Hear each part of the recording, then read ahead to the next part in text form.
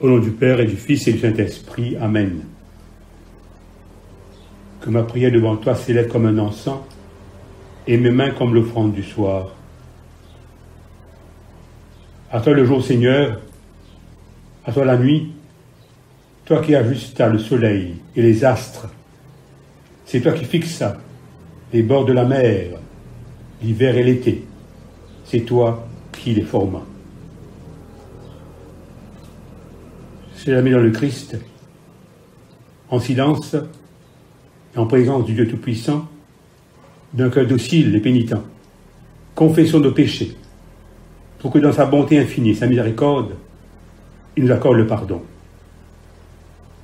Dieu de miséricorde, nous confessons que nous avons péché contre toi, en pensée, en parole et en acte, parce que nous avons fait et ce que nous avons omis de faire. Nous ne t'avons pas aimé de notre cœur. Nous n'avons pas aimé notre prochain comme nous-mêmes. Nous regrettons sincèrement ces fautes. Humblement, nous nous en repentons. Pour l'amour de ton Fils Jésus-Christ, prends pitié de nous et pardonne-nous. Alors ta volonté fera notre joie, et nous pourrons marcher dans tes chemins, pour la gloire de ton nom. Amen.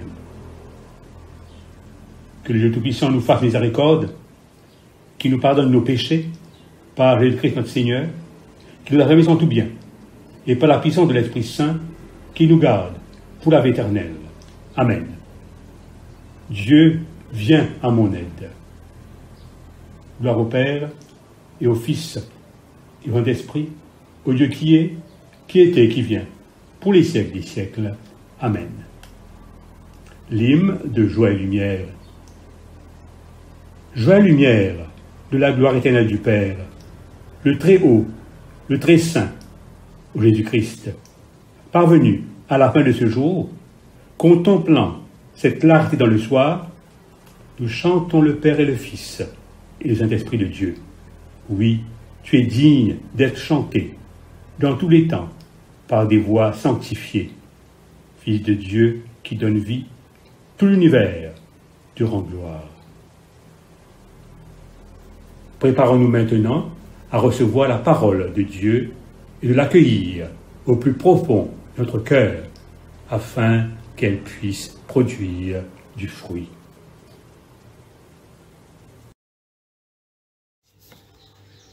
Psaume 78, versets 40 à 72. Que de fois ils se sont révoltés contre lui dans le désert, que des fois ils l'ont irrité dans les lieux arides. Ainsi, ils ont recommencé à provoquer Dieu, à attrister le Saint d'Israël. Ils ne se sont pas souvenus de sa puissance, du jour où il les avait délivrés de l'ennemi, des miracles qu'il avait accomplis en Égypte, et de ses prodiges dans les campagnes de Tsoan. Il avait changé leur fleuve en sang, et ils n'avaient pu en boire l'eau. Il avait envoyé contre eux des mouches venimeuses qui les dévoraient, et des grenouilles qui leur apportaient la dévastation. Il avait livré leur récolte aux criquets, le produit de leur travail aux sauterelles. Il avait détruit leurs vignes par la grêle, et leurs sycomores par la gelée. Il avait abandonné leur bétail à la grêle, et leurs troupeaux à la foudre. Il avait lâché contre eux son ardente colère, la fureur, la rage et la détresse, une troupe d'anges de malheur. Il avait donné libre cours à sa colère. Il ne les avait pas sauvés de la mort. Ils avaient livré leur vie à la peste. Il avait frappé tout le premier-né de l'Égypte. Ceux qui étaient les aînés des enfants sous les tentes de Cham. Il avait fait partir son peuple comme des brebis. Il les avait conduits comme un troupeau dans le désert. Il les avait guidés en toute sécurité pour qu'ils soient sans crainte. Et la mer avait recouvert leurs ennemis. Il les avait amenés sur son saint territoire, jusqu'à la montagne que sa main droite avait conquise. Il avait chassé des nations devant eux, leur avait distribué le pays en héritage, et avait fait habiter les tribus d'Israël dans les tentes de ses peuples. Mais ils ont provoqué le Dieu Très-Haut et se sont révoltés contre lui. Ils n'ont pas respecté ses instructions. Ils se sont éloignés et ont été infidèles comme leurs ancêtres. Ils se sont retournés comme un arc trompeur. Ils l'ont irrité par leur haut lieu. Ils ont excité sa jalousie par leur idole. Dieu a entendu cela et il a été irrité. Il a durement rejeté Israël. Il a abandonné la demeure de Silo, la tente où il habitait parmi les hommes. Il a livré sa puissance à l'exil et sa parure entre les mains de l'ennemi. Il a livré son peuple à l'épée. Il s'est irrité contre son héritage. Le feu a dévoré ses jeunes gens, et ses vierges n'ont plus été célébrées. Ses prêtres sont tombés par l'épée, et ses veuves n'ont pas pleuré leur mort. Le Seigneur s'est éveillé comme un homme qui a dormi, comme un héros ragaillardi par le vin. Il a frappé ses adversaires et les a fait reculer. Il les a couverts d'une honte éternelle. Il a rejeté la tente de Joseph. Il n'a pas choisi la tribu d'Éphraïm, mais il a choisi la tribu de Juda, le mont Sion qu'il aimait.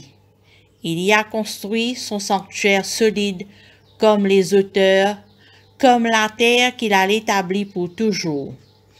Il a choisi David, son serviteur, et l'a fait sortir des bergeries. Il l'a pris derrière les brebis qui allaitent, pour faire de lui le berger de Jacob, son peuple d'Israël, son héritage. David les a dirigés avec un cœur intègre et les a guidés avec des mains habiles.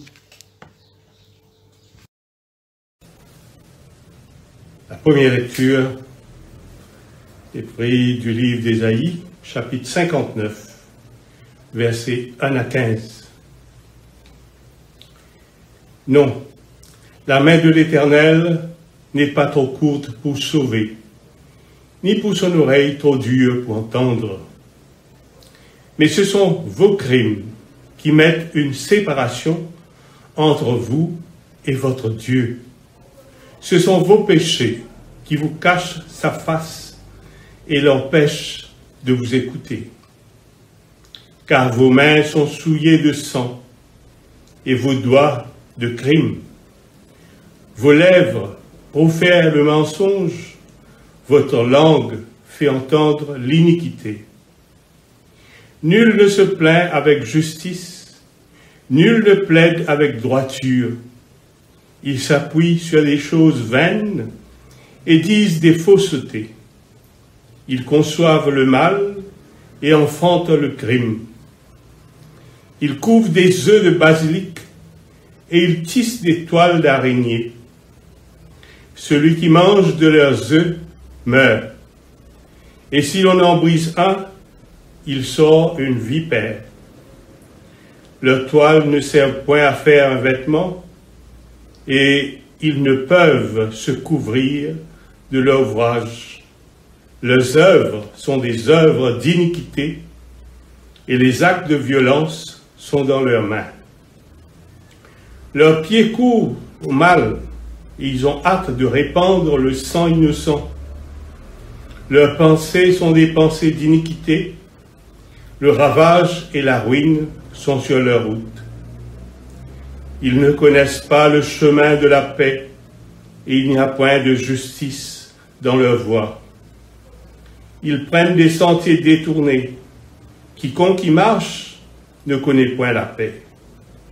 C'est pourquoi l'arrêt de délivrance est loin de nous, et le salut ne nous atteint pas.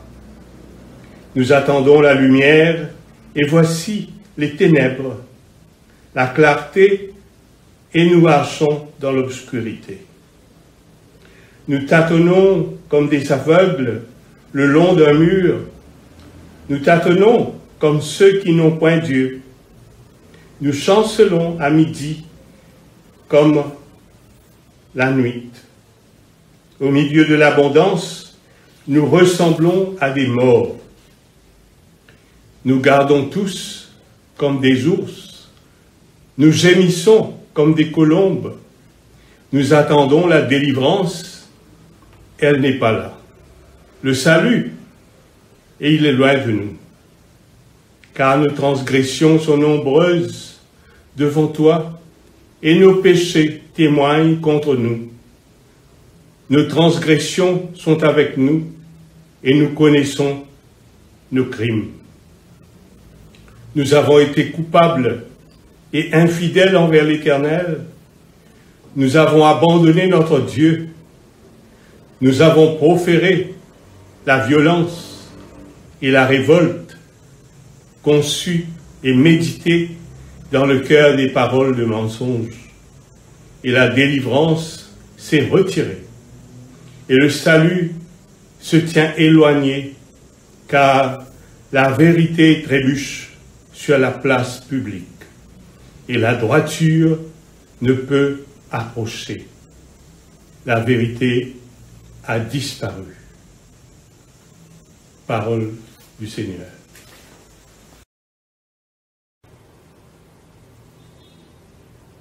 La seconde lecture ce soir nous vient de l'Évangile selon saint Jean, au chapitre 8, et versets 1 à 11. Saint Jean, chapitre 8, et versets 1 à 11. Jésus se rendit à la montagne des Oliviers. Mais, dès le matin, il alla de nouveau dans le temple, et tout le peuple vint à lui. S'étant assis, il les enseignait. Alors les scribes et les pharisiens amenèrent une femme surprise en adultère, et, la plaçant au milieu du peuple, ils dirent à Jésus, « Maître, cette femme a été surprise en flagrant délit d'adultère. Moïse, dans la loi, nous a ordonné de lapider de telles femmes. Toi donc, que dis-tu » Il disait cela pour l'éprouver, afin de pouvoir l'accuser. Mais Jésus, s'étant baissé, écrivait avec le doigt sur la terre. Comme il continuait à l'interroger, il se releva et leur dit, « Que celui de vous qui est sans péché jette le premier la pierre contre elle. » Et s'étant de nouveau baissé, il écrivait sur la terre.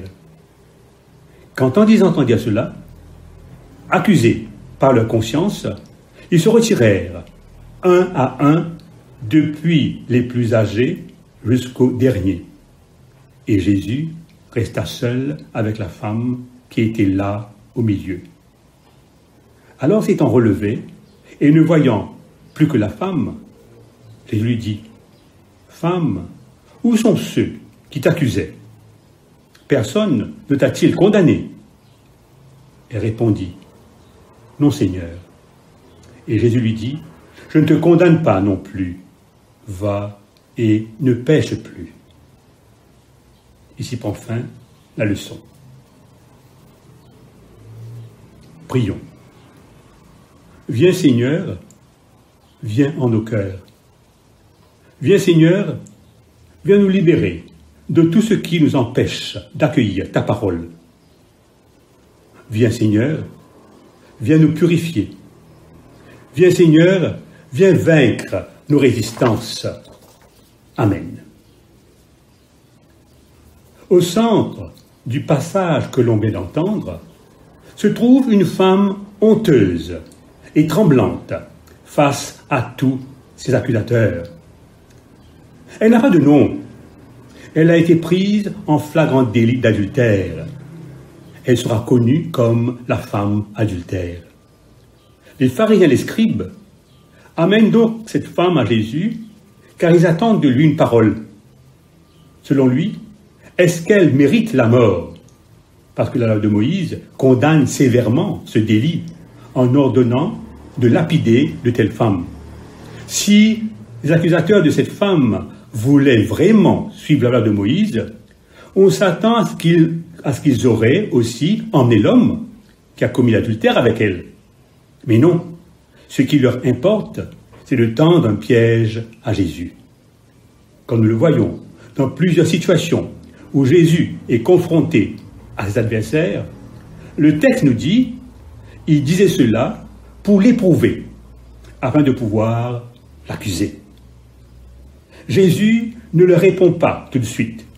Il se contente simplement d'écrire avec son doigt sur la terre.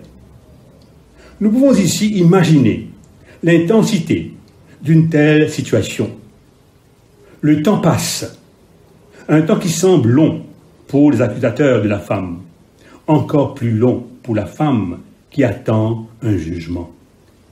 En écrivant sur la terre, Jésus prend tout son temps et ne parle pas. C'est le total silence qui devient de plus en plus embarrassant. Et dans ce silence, les accusateurs sont laissés à leur conscience pour finalement entendre ces paroles que celui de vous qui est sans péché jette le premier la pierre contre elle. Ces paroles de Jésus parlent à leur conscience.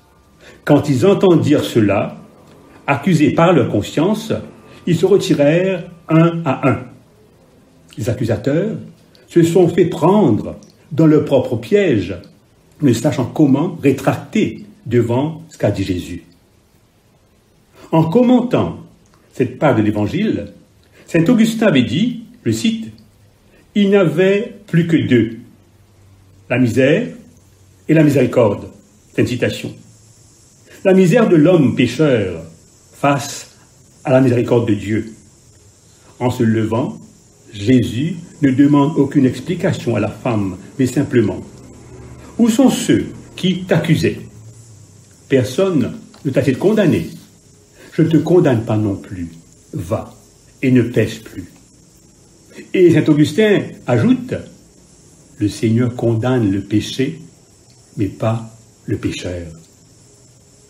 Va et ne pêche plus. » Qui que nous soyons, en dépit de toutes nos fautes, de toutes nos faiblesses, de tous nos manquements, de toutes nos infidélités, nous avons du prix aux yeux de Dieu, car il est bien celui qui ne désespère de personne. Il a foi en l'homme et la femme, qui sait capable de pouvoir sortir de son péché. C'est pourquoi il nous donne la chance de pouvoir nous relever, nous ressaisir, afin de continuer notre route et partir à neuf. Prions. Que celui de vous qui est sans péché jette le premier la pierre.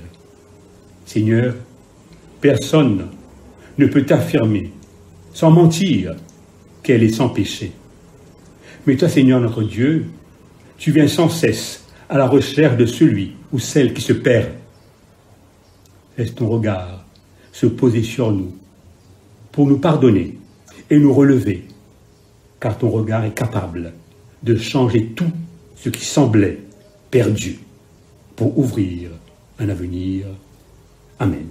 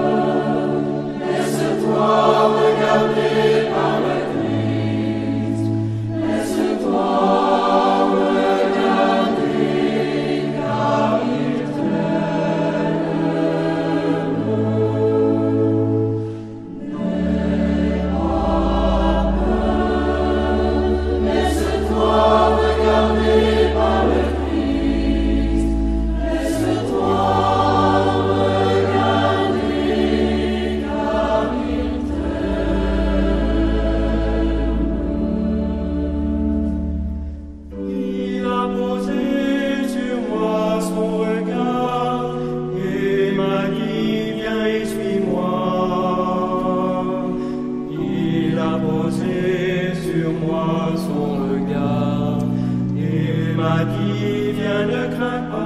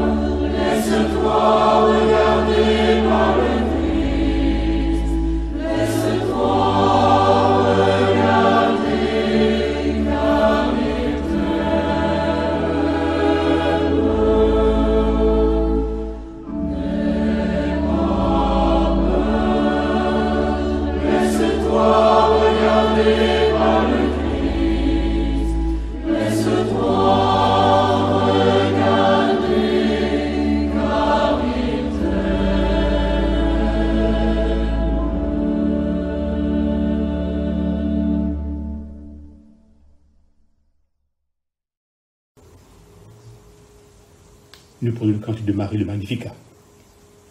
Mon âme exalte le Seigneur, exulte mon esprit en Dieu mon Sauveur. Il s'est penché sur son âme servante. Désormais tous les âmes me diront bienheureuse.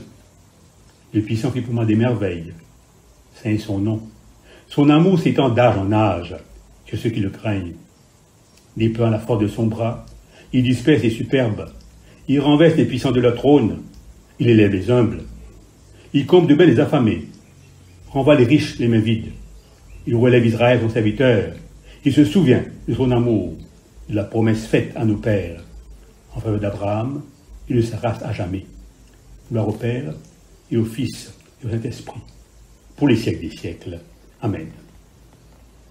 Le cantique de Siméon. Maintenant, ô Maître souverain, tu peux laisser ton serviteur s'en aller en paix, selon ta parole. Car mes yeux ont vu le salut que tu préparais à la face des peuples. Lumière qui se révèle aux nations et donne gloire à ton peuple Israël. Gloire au Père et au Fils et au Saint-Esprit, pour les siècles des siècles. Amen. Tous ensemble nous disons le symbole des apôtres. Je crois en Dieu, le Père Tout-Puissant, Créateur du ciel et de la terre, et en Jésus-Christ, son Fils unique, notre Seigneur, qui a été conçu du Saint-Esprit, et né de la Vierge Marie, a souffert sous Ponce Pilate, a été crucifié, est mort et a été enseveli, est descendu aux enfers. Le troisième jour, ressuscité des morts, est monté aux cieux, est assis à la droite de Dieu, le Père Tout-Puissant, d'où il viendra juger les vivants et les morts. Je crois dans l'Esprit Saint, à l'Église catholique, à la communion des saints, à la rémission des péchés, à la résurrection de la chair, à la vie éternelle. Amen.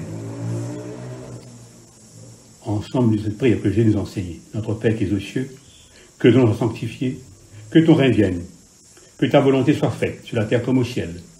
Donne-nous aujourd'hui notre pain de ce jour. Pardonne-nous nos offenses, comme nous pardonnons aussi à ceux qui nous ont offensés. Et ne nous soumets pas à la tentation, mais délivre-nous du mal, car il est à toi qu'appartiennent le règne, la puissance et la gloire, pour les siècles des siècles. Amen. Faisons monter vers Dieu nos intentions de prière pour l'Église, pour le monde et pour nos frères et sœurs de la terre. Nous te prions, Seigneur, pour tous ceux et celles à qui tu as donné des responsabilités au sein de ton Église. Donne-leur ton esprit de lumière, de sagesse et d'intelligence, afin qu'ils exercent leur ministère à l'exemple de Jésus, en serviteurs humbles, fidèles et accueillants. Ensemble, nous te prions. Nous te prions, Seigneur, pour notre monde accablé sous le poids de tant de souffrances, d'injustice, d'inégalité, en raison de la mauvaise répartition des biens de la terre et de la dureté du cœur de l'homme.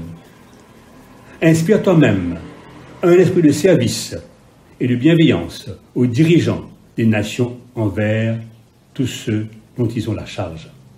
Ensemble, prions le Seigneur. Nous te prions, Seigneur, pour nos frères et sœurs de Madagascar, douloureusement éprouvés par le passage du cyclone Batsirai durant ce week-end. Nous pensons aux familles éprouvées par le décès de leurs proches, pour les sinistrés, les sans-abri. Accompagne, Seigneur, toutes ces personnes dans la détresse et procure aux associations humanitaires les moyens nécessaires pour leur venir en aide. Ensemble, prions le Seigneur. Nous te prions, Seigneur, pour tous les malades, pour tous ceux et celles qui souffrent dans leur corps et dans leur cœur. Visite et fortifie toutes ces personnes pour que ta présence et ton amour les réconfortent dans leurs difficultés. Nous te confions, Seigneur, ceux et celles qui ont été contaminés par le coronavirus. Donne-leur la force de traverser cette épreuve et de garder confiance et espérance dans la guérison. Nous te prions aussi pour tout le personnel médical, l'établissement de santé, qui se dévoue pour le malade. Ensemble, prions le Seigneur. Nous te prions, Seigneur, pour nos différentes communautés chrétiennes, que tu appelles à collaborer avec toi pour l'avancement de ton royaume. Inspire-nous les gestes qu'il faut et enseigne-nous à ne pas juger les autres, mais à avoir pour eux un regard de compassion et de pardon, comme toi, tu l'as pour nous tous. Ensemble, prions le Seigneur. Accorde-nous un moment de recueillement pour présenter à Dieu l'intention individuelle.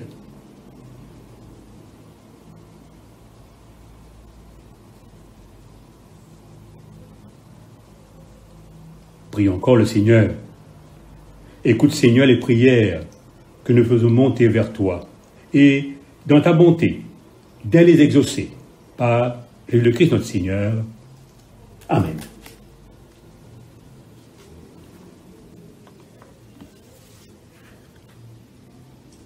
La collecte du dimanche. Libère-nous, ô Dieu, de l'esclavage du péché et donne-nous cette vie en abondance que tu nous as manifestée dans ton Fils Jésus-Christ, notre Sauveur, lui qui vit et règne avec toi, le Saint-Esprit, un seul Dieu, maintenant et toujours. Amen. Reste avec nous, Seigneur, alors il se fait tard, et déjà, le jour baisse. Sois notre compagnon sur la route. Enflamme notre cœur, rave notre espérance, pour que nous te découvrions dans les Écritures et dans le pain partagé. Nous demandons dans ta tendresse. Amen.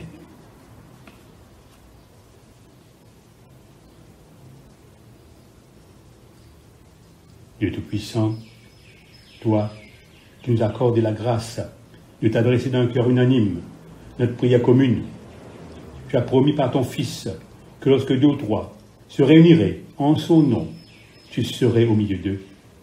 Comme maintenant, Seigneur, nos désirs et nos vœux, selon ce qui nous est utile, donne-nous en cette vie la connaissance de ta vérité, de le monde à venir, la vie éternelle. Amen. Bénissons le Seigneur. Que le Dieu d'espérance nous comble de joie et de paix, afin que nous débordions d'espérance par la puissance de l'Esprit Saint. Amen. Au nom du Père et du Fils et du Saint-Esprit. Amen.